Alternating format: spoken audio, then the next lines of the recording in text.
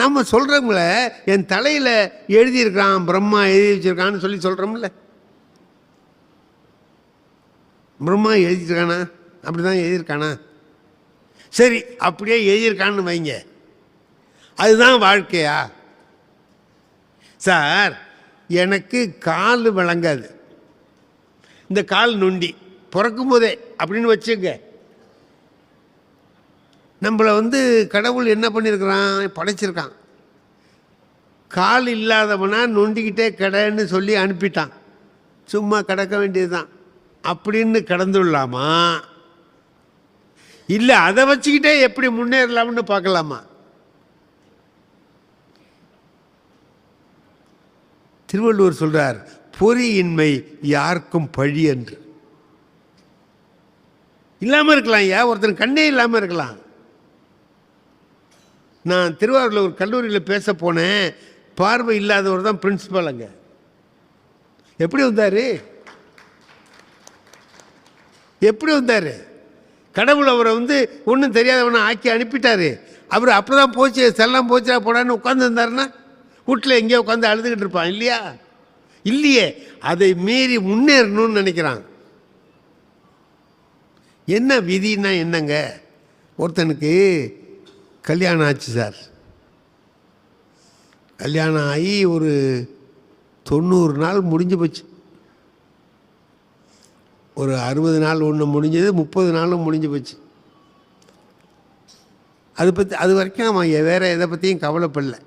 90 நாளும் ஓட்டிட்டான். 91வது நாள் காலையில் மனைவி டிஃபன் கொண்டு வந்து வைக்கிறான். இவன் பார்த்துட்டு கேட்டான், இன்னைக்கும் அதுதானான்னா.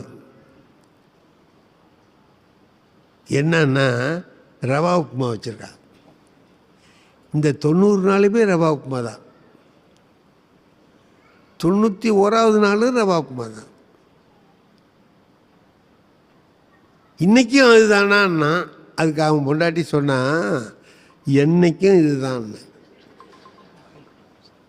ஏன் அப்படி சொல்கிறேன்னா, எனக்கு வேறு ஒன்றும் செய்ய தெரியாதுங்களே, எனக்கு தெரிஞ்ச ஒரே ஒரு டிஃபன் இதுதான் அப்படின்னா. ஐயையோ, தெரியாதவளை போட்டு நம்ம என்ன பாடப்படுத்தக்கூடாதே, வா பெரிய ஹோட்டலுக்கு அழைச்சிட்டு போவோம், நிறைய பலகாரங்களை காட்டுவோம், காட்டி நல்லது நாலது தெரிஞ்சுக்கிட்டா எது எப்படி செய்கிறதுன்னு தெரிஞ்சு செய்வா, நல்லாயிருக்கும், மாற்றிடலாம் இவளை அப்படின்னு நினச்சிக்கிட்டு போகிறான். போய் ஒரு பெரிய ஹோட்டலுக்குள்ளே போனான். அந்த ஹோட்டலுக்குள்ளே போனால், சார் ஐயா வாங்க, இந்த சாதாரண டீ கடைக்கெல்லாம் போனோம்னா சூடாக என்ன இருக்குதுன்னு கேட்டால் அது இருக்குது இது இருக்குன்னு ஏதாச்சும் சொல்லுவார். நாம் அதில் ஏதாச்சும் கேட்கலாம். பெரிய ஹோட்டலுக்கு போனால் அவரும் பேச மாட்டார், நம்மளும் பேச முடியாது. ஒரு சீட்டை எடுத்து அப்படி கொடுப்பார் கையில், அது மெனு கார்டும்பார். அதில் இருக்கும் வரிசையாக, அதை பார்த்து நம்ம சொல்லணும். அதில் எல்லாம் இங்கிலீஷில் இருக்கு. நம்ம ஆளுக்கு இங்கிலீஷ் தெரியாது. இங்கிலீஷ் தெரியாதது மட்டும் இல்லை, தனக்கு இங்கிலீஷ் தெரியாதுங்கிறது பொண்டாட்டிக்கு தெரிஞ்சிடப்படாதுன்னு நினைக்கிறான். இப்படியே பார்த்தான், ஒன்றும் புரியல. ஓரத்தில் 1 to 3 இருக்குது, அதுதான் அவனுக்கு தெரியும். ஒரு 10 வரைக்கும் தான் தெரியும். அது பார்த்தான். சரி, இதை வச்சு ஒப்பேற்றுவோம் அப்படின்ட்டு நம்பர் 8 கொண்டான்னா. அதில் 8ங்கிறது ரவா உப்புமா.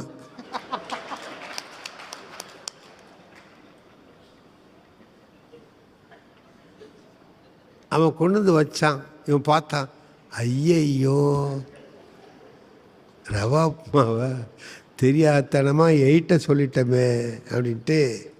இப்போ அவன் முன்னாடி கேட்டால், நான் அதே செய்கிறேன்னு தானே இங்கே அழைச்சிட்டு வந்தீங்க, இங்கேயும் அதுக்கே ஆர்டர் பண்ணியிருக்கீங்களே, ஏன்னா ஆர்டராக பண்ணேன், நம்பர் சொன்னேன் அது வருது அப்படின்ட்டு. இல்லை இங்கே எப்படி செய்கிறாங்கன்னு பாரு அப்படின்னு. சமாளிக்கணும்ல, வேறு என்ன பண்ணுறேன், இங்கெல்லாம் எப்படி செய்கிறாங்கன்னு பாருன்னா. சாப்பிட்டான். இப்போ அடுத்தபடி என்ன செய்யலாம், வேறு ஏதாவது மாற்றி சொல்லணும்ல. இளவு நம்பர் சொன்னோம்ல, நயன்ஸ் கொண்டா அப்படிங்கிறோம்னு வச்சுக்கோயேன், அவன் அரிசி உப்புமாவை கொண்டாந்து வச்சான்னா இப்போ என்னன்னு தெரிய மாட்டேங்குதே. ஒரு சனியை எய்த்தாப்புல என்னடா சாப்பிட்றான்னு பார்த்தான், அவன் ரவா உப்புமா சாப்பிட்றான். இவன் நேரம் அவனும் ரவா, அவனுக்கு அது பிடிக்கும் போல இருக்க, கேட்டு வாங்கி சாப்பிட்றான். சரி இப்போ சாப்பிட்டோம், சாப்பிட்டு முடித்தவொடனே வேறு ஏதாவது மாற்றுவான்ல. அவன் என்ன சொல்கிறான்னு பார்த்து அது சொல்லலான்னா அந்த பேரர் வந்தார். சார் நெக்ஸ்ட் அப்படின்னா, அந்த பயலுக்கு ரவா உப்புமா ரொம்ப பிடிக்கும் போல இருக்கு, ரிப்பீட்டுன்னா மறுபடியும் அதையே கொண்டான். நம்ம பையன் என்ன நினச்சான், ரிப்பீட்னு ஒரு பலகாரம் இருக்குது போல இருக்கு அப்படின்னு நினச்சி இவனும் வந்து சார் நெக்ஸ்ட்டுன்னா ரிப்பீட் அப்படின்னா மறுபடியும் வந்து ரவா உப்புமா வந்து இதை தான் சொல்கிறான். ரவா உப்புமாவை இவன் விட்டுடலான்னு நினைக்கிறான், ரவா உப்புமா இவனை விட மாட்டேங்குது. அதுதான் என்ன சொல்கிறான், இதுதான் விதிங்கிறான். இதுக்கு பேர் தான் நீ விடலான்னு நினைப்ப, அது ஒன்று விடாது, இதாண்டா விதின்னா. ஆனால் அறிவுபூர்வமாக நினச்சி பார்த்து அதை மாற்றிக்க முடியும் இல்லையா. நான் சார் ஒன்று சொல்கிறேன், விதியை நான் எப்போ என் வாழ்க்கையிலேயே விதியை பயன்படுத்தி வெற்றிகரமாக சமாளித்தேன், அதை சொல்கிறேன் பாருங்கள். எங்கள் வீட்டில் ஒரு அதுக்கு வந்து 109 வயசு கிழவி ரொம்ப காலமாக இருந்துச்சு, முடியாமல் கிடந்துச்சு, அது இறந்து போச்சு. 109 வயசில் ஒரு கிழவி இறந்ததுன்னா வருத்தமாகவா இருக்கும்? ஏதோ முடிஞ்ச வரைக்கும் சரி அப்படின்ட்டு. ஏன்னா அது ரொம்ப நாளாக பாடாப்படுத்தியிருக்கு, படுத்திக்கிட்டு வீட்டில் இருக்கிறவங்களுக்கெல்லாம் கஷ்டப்படுத்திருக்கு. அந்த அம்மாவும் அதுக்கும் கஷ்டம் தானே, அதுக்கும் விடுதலை நமக்கும் விடுதலை அப்படின்ட்டு அப்பாடான்னு இருக்கோம். எல்லோரும் முடிஞ்சிட்டு எல்லோரும் வந்தாங்க, எங்கள் சித்தப்பா பெரியப்பா அவன் இவன் எல்லாம் வந்து அதெல்லாம் வேலை முடிஞ்சுது. முடிஞ்ச உடனே எல்லோரும் சேர்ந்து உட்காந்து பேசுகிறோம். அவங்க லீவு போட்டு தானே வந்திருப்பாங்க, ஊருக்கு போகணுன்ட்டு பார்ப்பாங்கல்ல, கிளம்புறாங்க. அப்போ கிளம்பும்போது சொன்னாங்க, எல்லோரும் போயிடக்கூடாது, யாராவது ஒருத்தராவது வீட்டில் ஒரு ஆம்பளை இருக்கணும், இருந்து வர்றவங்களுக்கு வர்றதுக்கு 2 நாள் கழித்து சில பேர் வருவாங்க. வந்தாங்கன்னா சொல்ல, எனக்கே அந்த பாட்டிக்கும் எனக்கும் உள்ள உறவு முறை என்னன்னு தெரியாது. எங்கள் வீட்டில் இருக்குது. நான் எங்கள் அப்பாக்கிட்ட கேட்டேன், இந்த பாட்டி நான் எனக்கு என்ன வேணும் அப்படின்னு, எந்த உறவு முறையில் நம்ம வீட்டில் அது இருக்குது அப்படின்னு. நானும் பிறந்ததுலேருந்து பார்க்குறேன், அது படுத்தே இருக்குது, என்ன அப்படின்னா. எங்கள் அப்பா சொன்னார், எங்கள் சித்தப்பா இருந்தார்லடான்னார். இருந்திருப்பார். அவர் மாமியாவோடன்னார். நிறுத்துங்க, கிளம்பி வேணா இருந்துட்டு போட்டோம், அதுக்காக நீ உறவு முறையெல்லாம் சொல்லி என்னை பாடாப்படுத்தாதப்பா அப்படின்னு. அந்த மாதிரி இருந்தது. அது போயிட்டு எல்லாம் வந்தவெல்லாம் சொல்கிறான், நாங்களாம் போகிறோம் வரோம், நீ யாராவது ஒருத்தர் இருக்கணும்னா. யார் இருக்கிறதுனா எல்லோரும் சேர்த்து என்ன நீ இருப்பா அப்படின்னு சொல்லி சொன்னான். ஐயா நீங்கள்லாம் பெரியவங்க, நீங்கள்லாம் போகிறீங்கிறீங்க, என்னை வந்து இருக்க சொல்கிறீங்களே, ஏன் இப்படி சொல்கிறீங்க அப்படின்னு.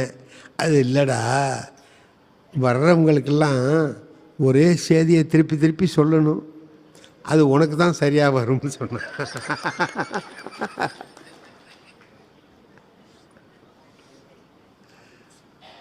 நான் என்ன அப்படி சொல்கிறவனான்னு கேட்டேன். எங்கள் சித்தப்பா இருந்தவர் சொன்னார், இல்லைடா 18 வருஷமாக ஒரே பாடத்தை நடத்திக்கிட்டு இருக்கீங்களே நீ பள்ளிக்கூடத்தில், அந்த புஸ்தகம் மாறவே இல்லை, 18 வருஷமாக நடத்திட்டு அதே திரும்ப திரும்ப நடத்திட்டு, அதுமாரி வர்றவங்களுக்கெல்லாம் அதே செய்தி திரும்ப திரும்ப சொல்லணும்னு போயிட்டாங்க. நான் எங்கள் வீட்டில் இருந்துக்கிட்டு வர்றவங்ககிட்டலாம் சொல்லணும்ல. சார் எங்கள் வீட்டிலேருந்து 4வது வீட்டில் ஒரு ஆள் இருக்கான் சார், செத்து போன அன்றைக்கே வரலாம்ல, வரல, அவன் எங்கேயோ போட்டான். 4 நாள் கழித்து துக்கம் கண்டுக்கிறதுக்காக வர்றார். ஆனால் வரும்போது என்ன பண்ணுறாருன்னு கேட்டிங்கன்னா, இந்த துண்டை எடுத்து வாயில் வச்சு பொத்திக்கிட்டு வர்றான். அப்படி பொத்திக்கிட்டு அப்படி வர்றான். தம்பின்னா வாங்கண்ணே உட்காருங்க, பாட்டி பாட்டி தான். அவன் சந்தேகத்திலே வர்றான், செத்தது பாட்டியா? அவருக்கு அவன் ஒன்றும் தெரியாமலே வர்றான்னு வச்சுக்கலேன். தம்பி பாட்டி, பாட்டி தான், உட்காருங்க. என்ன பண்ணுச்சு? 109 வயசில் ஒரு கிளவி சாவறதுக்கு ஏதாவது பண்ணணுமா? அதுக்கு 109 வயசு ஆனதே ஒரு காரணம்தான். இவன் கேட்குறான் என்ன பண்ணுச்சின்னு கேட்குறான். அது கேட்கணுங்கிற முறைப்படி கேட்குறான் அவன், வேற ஒன்றும் இல்லை. என்ன பண்ணுச்சின்னா நான் சும்மா ஏதாவது சொல்லணும்ல. இந்த பக்கம் அது பேசியே ரொம்ப காலமாச்சு. நான் சொல்கிறேன், இந்த பக்கம் வலிக்குதுன்னு சொன்னிச்சு. நம்ம டாக்டர்கிட்டலாம் கொண்டு காமிச்சோம், முல்லை இறந்து போச்சு அப்படின்னு. அதுக்கு வந்தவன் சொல்கிறான், நீங்கள் ஏன் அவர்கிட்ட காமிச்சிங்க அப்படின்னு. ஏன்? நானே சும்மா சொல்கிறேன். அவன் அதுக்கு ஒரு கேள்வி கேட்குறான், ஏன் அவர்கிட்ட காமிச்சிங்க? அவர் என்ன டாக்டர்? அவர் யமனுக்கு ஏஜென்ட் மாதிரில வேலை செய்கிறாரு அப்படிங்கிற. நான் என்னமோ சொல்கிறேன், அதுவே விட மாட்டேங்கிறீடா அப்படின்னு நினச்சிக்கிட்டு, ஆமாம் நீங்கள் என்ன செய்யலாம்னு நினைக்கிறீங்க? ஏன்னா அடுத்தவன் வர்றவனுக்கு சொல்லலாம்ல, அதுக்காக வேண்டி என்ன செஞ்சுருக்கலாம்னு நீங்கள் நினைக்கிறீங்க அப்படின்னு. தஞ்சாவூருக்கு கொண்டு போயிருக்க வேண்டியது தானே. எதை? 109 தஞ்சாவூருக்கு எடுத்துக்கிட்டு போய் அது வழியிலேயே போய் இங்கே போகிறதா அங்கே போகிறதான்னு நம்மளை பாடாப்படுத்தணுங்கிற ஆசையில் சொல்கிறான். அங்கே கொண்டு போயிருக்க வேண்டியது தானேன்னா, சரி அடுத்த ஆளுக்கு நான் வச்சுக்கிறேன் நீங்கள் போங்க அப்படின்ட்டு அவன் போச்சுட்டான். அடுத்தபடி ஒருத்தன் இதேமாரி துண்டு. நான் அப்போ தான் தெரிஞ்சுக்கிட்டேங்க, துக்கத்துக்கு வர்ற ஆட்கள் துண்டை வாயில் வச்சுக்கிட்டு வர்றாங்களே ஏன்னு தெரிஞ்சுது. அவன் துக்கமாக இருக்கிற மாதிரி சும்மா நடிக்கிறான். நம்மளுக்கே துக்கம் இல்லை, போனது நல்லதுன்னு நினைக்கிறோம். அதில் இவருக்கு என்ன துக்கம்? இவர் வீட்டுக்கு அந்தாண்ட உள்ளவர், அவர் வரும்போது வச்சுட்டு வர்றாருன்னா துக்கமாக இருக்கிற மாதிரி நடிக்கிறான். இடையிலேயே சிரிப்பு வந்தாலும் வரலாம், தெரியப்படாதுங்கிறதுக்காக தான் மறைச்சி வச்சுக்கிட்டு இப்படிங்கிறான். அப்படிங்கிற விஷயத்த உண்மையை நான் அன்றைக்கி தான் தெரிஞ்சுக்கிட்டேன். அடுத்த ஆள் வந்தான், தம்பி நான் உட்காருங்கண்ணே. பாட்டி, பாட்டி தான், உட்காருங்க. என்ன பண்ணிச்சேன்னு நான் சொன்னேன், இங்கே வலிக்குதுன்னு சொன்னிச்சு, தஞ்சாவூர்லாம் கொண்டு காமிச்சாச்சுன்னு. தஞ்சாவூர் சொன்னதா? ஏன்னா மேற்கொண்டு அவனை பேச விடக்கூடாதுங்கிறதுக்காக தஞ்சாவூர்லாம் கொண்டு காமிச்சாச்சுன்னு. சார் வந்தவன் அதோட போகலாம்ல சார், ஒரு காப்பியை குடிச்சிட்டு அவன் பாட்டுக்கு போகலாம்ல. ஏன் தஞ்சாவூர் கலைச்சிட்டு போனீங்கிறான். என்னடா இது, தஞ்சாவூரை சொன்னால் விடுவான்னு பார்த்தா இவன் தஞ்சாவூருக்கும் ஒரு கேள்வி கேட்குறானே அப்படின்ட்டு, ஏங்க தஞ்சாவூர் கலைச்சிட்டு போனால் என்னன்னு. அட ஏன் தம்பி, தஞ்சாவூரில் வைத்தியமாக பண்ணுறான், வியாபாரம்ல பண்ணுறான். இப்போ என்ன பண்ணலான்னு நீங்கள் சொல்கிறீங்க? என்ன கை வைத்தியமாக பண்ணிருக்கலாம்ல அப்படின்னா, சரி அடுத்த ஆளுக்கு கை வைத்தியம் வச்சுக்கலாம் போட அப்படின்னுட்டு அனுப்பி விட்டுட்டு பார்த்தேங்க. இப்போ என் மனசு கஷ்டமாக, எதை சொன்னாலும் கேள்வி கேட்குறான். இப்போ அவனுக்கு கேள்வி கேட்குறதெல்லாம் பார்த்தா எப்படி இருக்குது தெரியுமா? ஏதோ அந்த கிழவியை நான் கொண்டு விட்டது மாதிரியும், இவன் எல்லாம் நீதி விசாரணைக்கு வந்தவன் மாதிரி கேட்குறானே தவிர துக்க விசாரணைக்கு வந்தவன் மாதிரி தெரியல எனக்கு. என்ன அப்புறம் ஒருத்தன் வந்தான், தம்பி நான் உட்காருங்கண்ணே. பாட்டி, பாட்டி தான். என்ன பண்ணிச்சு? அடுத்து அதானே கேட்பான், என்ன பண்ணிச்சுன்னா ஒன்றும் பண்ணலைன்னு. அவனுக்கு அதுக்கு மேலே பேசுறதுக்கு என்ன? நான் ஏதாவது சொன்னால் தானே அவன் கேட்கலாம். நான் தான் ஒன்றும் பண்ணலைன்னா, ஐயா என்னடா இவன் இந்த மாதிரி ஏடா கூடமாக பேசுகிறானேன்ட்டு. அப்புறம் அவனா விதி முடிஞ்சு போச்சுங்க, விடுங்க. அது சார் தான்ட்டு போயிட்டான் சார். இப்போது இந்த விதிங்கிறது எதுக்கு சௌரியமாக இருக்குன்னா, காரணம் சொல்ல முடியாமல் ஒன்று நடந்துட்டுன்னு வைங்க, அதுக்கு இதை போட்டோம்னு வைங்க, அவனும் அடங்கிடுவான்.